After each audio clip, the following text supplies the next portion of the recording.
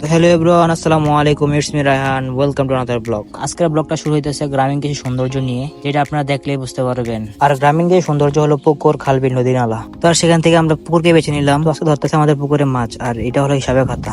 এখানে লেখা হবে কোন মাছ কত কেজি ওঠানো হয়েছে আর কত কেজি নামানো হয়েছে। তো আজকে মাছ ধরার কারণ হচ্ছে কিছু মাছ অন্য পুকুরে ছাড়ার জন্য আর কিছু মাছ বাসায় খাওয়ার জন্য।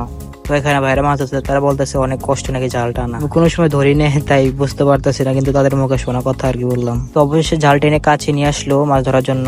আর আমি উপরে দাঁড়িয়ে দেখতেছি তারা কি করতেছে। কিছুক্ষণ পর তারা জালটা ঠিক মতো গুছিয়ে করে রাখলো যেন মাছটি ধরতে সহজ হয়। দেন একটু পর কিছু কিছু মাছ নিয়ে অন্য পুকুরে ছাড়ার জন্য রেডি হইতেছে তারা। আর অন্য পুকুরে জাল গুজাচ্ছে, কারণ এখানে কিছু বড় মাছ রাখার জন্য আর কি। তো এখানে দেখছেন কিছু শিং মাছ আর সামনে কিছু কই মাছ ছিল। কিছু কিছু মাছ জাল থেকে টেনে আসার পর একসাথে মিশে হয়ে যায়, তো এখানে আলাদা আলাদা করে রাখা হচ্ছে। তো আপনারা দেখতেছেন এখানে কত সুন্দর মাছগুলো রাখা হয়েছে। একটু পর জাল থেকে ফেলে দেওয়া একটা মাছ ছিল যেটা অসুস্থ ছিল খুব।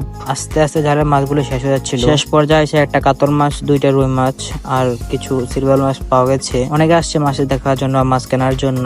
তো এখানে ওজন করা হচ্ছে কত কেজি হয়েছে আর কি মাছগুলো। ভাইরা বলতেছে তাদের ক্ষুধা লাগছে, তো তাদের খাবার রেডি করলাম। তো আজকে দিন এতটুকু, আলহামদুলিল্লাহ, ইনশাল্লাহ নেক্সট ব্লগে দেখাবো। আল্লাহ হাফেজ।